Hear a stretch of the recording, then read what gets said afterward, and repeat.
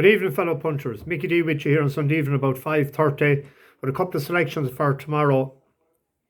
Only one runner today, and it won. Nazra won the race in France. Holly Dial gave it a good ride, and the other one that should have ran by now was pulled out.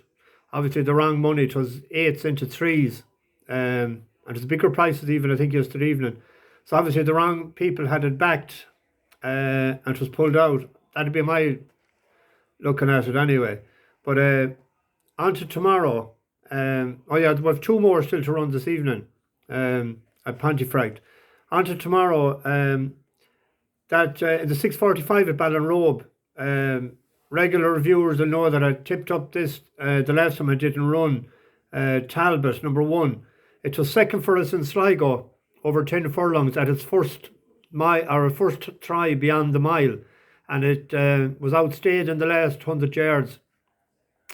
And I said at the time, I said if it come back to 9. So this is about 9.5. And Ballinrobe is a front running track. So if I can get in good position on the turn for home, with Jake Conte or Jake is it taken off 7.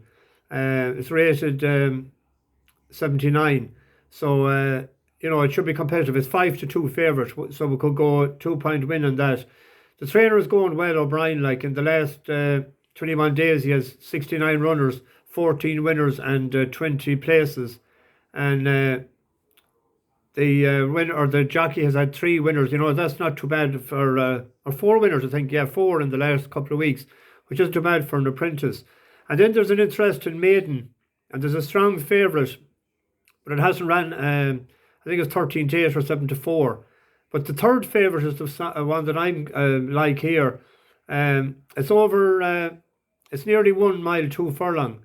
So and there's horse number 2 there, Cristal, Clere, for John Allen, and the jockey Young Bowen is taken off £7. It's a 4-year-old gelding out of Hearthstone, that likes breathes stamina into them, and it's a half brother to Longbourn, who's rated 96, and that ran in Ascot during the week for Ross O'Sullivan. But the last time it ran was its only run on the turf, and it was behind Earl of Tyrone. I noticed 10 lengths back, but that was its first run on the turf. Its other 5 runs was in Dundalk, to suggest that it sort of needs good ground. And its last run in Dundalk was behind that horse that won 3 times since, Ross Carberry. So the other ones haven't ran over a mile, and this has stamina in its pedigree. So it's 4-1, so could have a pint win on that. And I had one picked out as a sort of a penalty kick, but it's short. I think it's 1-2. Rogue Spirit. It was second last time out to Chateau, and Chateau ran well enough in Ascot during the week, and it's a strong enough maiden. So it could double that with Richard Hughes has won in Wolverhampton as well, Crush and Run. On his third lifetime start, that won a maiden in Lingfield, and I think at the time it was 58.5 or 58.6 seconds, so it's lightning fast. So could do a double on that. I think that was 2-1 earlier. So if I don't want to win a 2-1 double,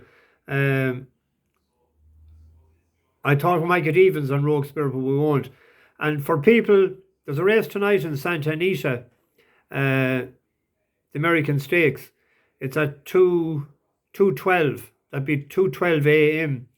Tripoli is running in it. It's a turf race, and that wasn't seen now since running in the Breeders' Cup Classic. Now, whether it's fit enough to do itself justice tonight is another thing, but it's 13-2.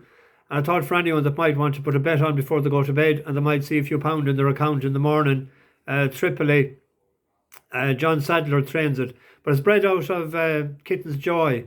I read somewhere there, they were saying it at the time of the Breeders' Cup Classic, that it was better on the dirt than on turf, but it has won 3 times in Santa Anita. So there's a 5-2 favourite. No, there's a 4-1 favourite, I think, in it. It's an open enough race. So if it was fit enough at all, that it might do us a judge that a pint each way at 13-2. Anyway, that's me. I should be back tomorrow again. I get this up and I get out. Good luck. Bash the bookies. Like and subscribe, as they say.